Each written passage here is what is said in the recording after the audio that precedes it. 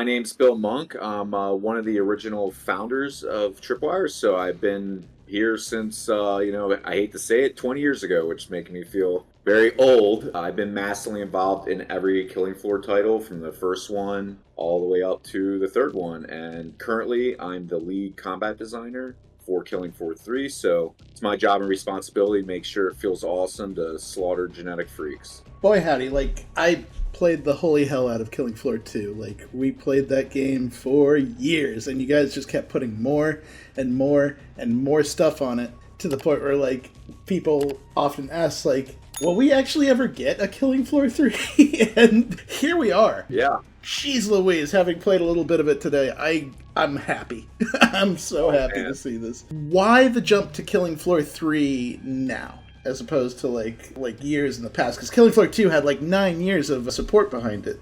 Why now at this point? Yeah, so, each one of our Killing Floor titles, it has a very long lifespan, and where we add in a bunch of content. We really like to wait until the technology is way, way better, so we can push things to the next level before we make the next iteration. And then just that allows us to really grow and expand, for better or for worse. Killing Floor 2 has been out for 9 years, and we've been updating it constantly for that whole period of time. And, we've been working on Killing Floor 3 behind the scenes from pre-production, everything, starting about 4 years ago, actually. So it's surreal for us to finally, you guys are the first people to actually play it outside the studio multiplayer. And it's surreal and super exciting to have people finally be able to try it. And yeah, we're really excited to release this. And to speak a little bit to the improvements, did y'all come into this with a list of the things that you couldn't accomplish in Killing Floor 2 that you wanted to accomplish in Killing Floor 3, or was it kind of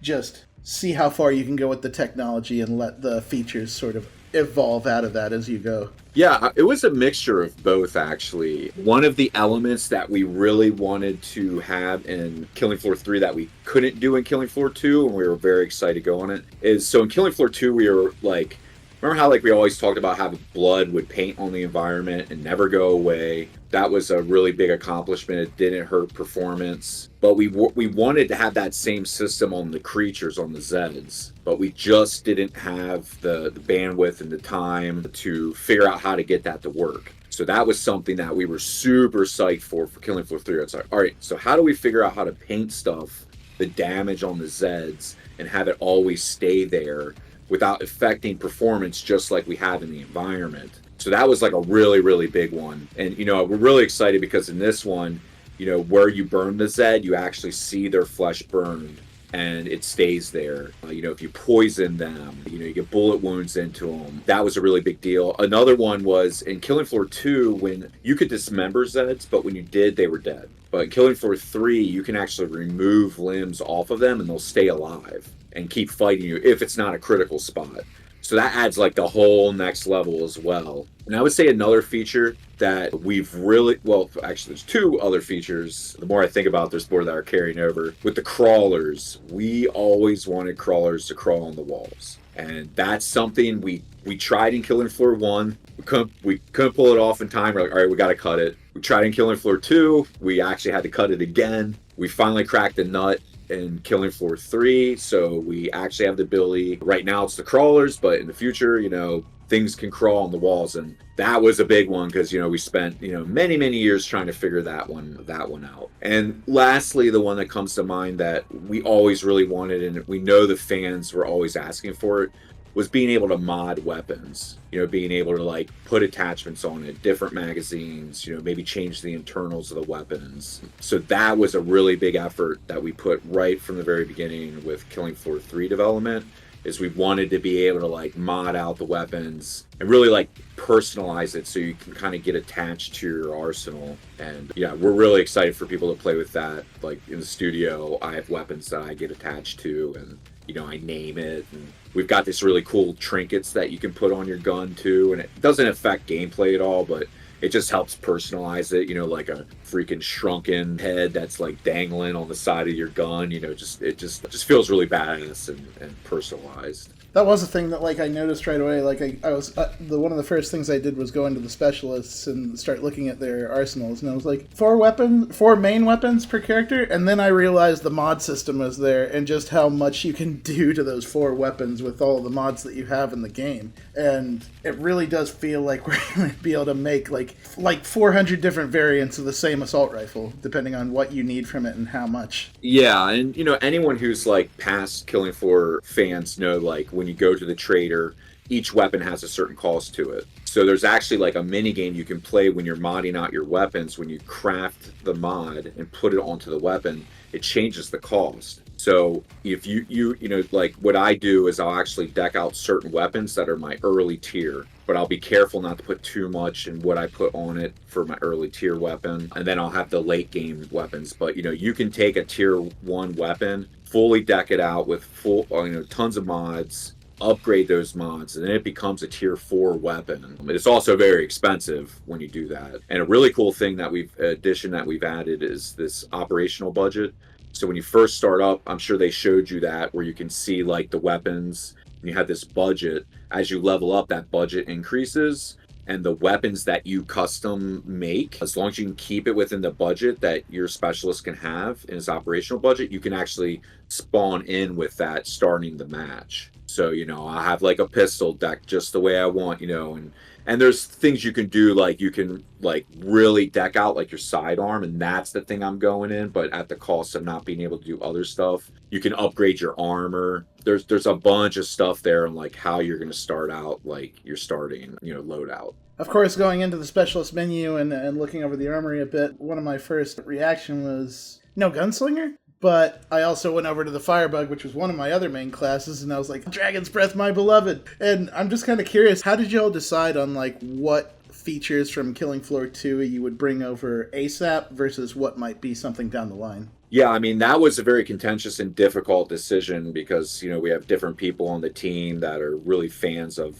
the different special, perks, which they, in the previous games. We felt like the ones we have now are like very well balanced. If you have one of each one of those specialists as like the core that is there. We love the gunslinger, we love the other perks as well. And, Killing Floor is known for updating, so we don't have anything we can announce on that, but stay tuned. Almost immediately, one of the things I noticed and was really, really happy with is the improvements to mobility in this game. We've gotten mantling in this game, and I noticed right away that when you tap the sprint key, it'll do like a quick dash and before you actually start sprinting. Love it. Like, I was able to actually dodge away from boss attacks that way, and I'm just curious, like, what went into improving the mobility without making it so like the player can't be touched? Yeah, so that was actually extremely challenging to find that nuance of like more mobility but also not being able to get touched. The big driving factor is in all the previous Killing Floor games, you basically would backpedal. You could bust out your knife and try to get away, but if a Zed was going to hit you, there's nothing you could do. You couldn't really dance, or like you couldn't really battle them. So we really wanted to add it in where it's like, if you are really skilled at mobility, at dashing, and I don't know if you also mess with the power slide, that those two tools can help you survive.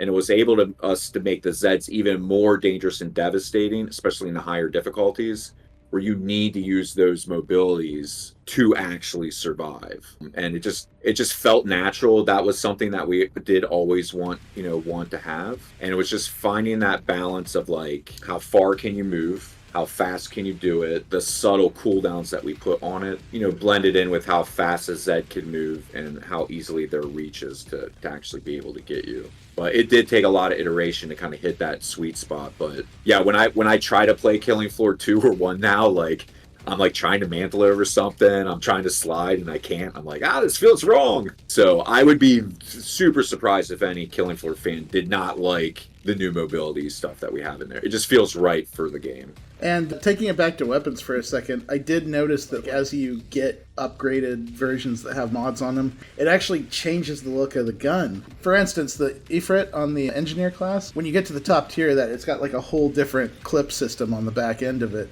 And can you speak to like the modularity of designing these mods and giving them physical presence on the weapons and making sure that each one looks interesting and cool in addition to its function? Yeah, so I mean, it was an immense amount of work to actually pull that off and figure it out. But basically, it's like all of our magazines. If you've got a light mag, it looks different. If you got extended mag, it looks different. The gameplay's different. The drum mag, and we really wanted the silhouettes to change with the different components you put on. And it was just a lot of work to make sure that the way the character could hold it and how we need to modify hand positions so that they wouldn't clip, so it all kind of like works in there.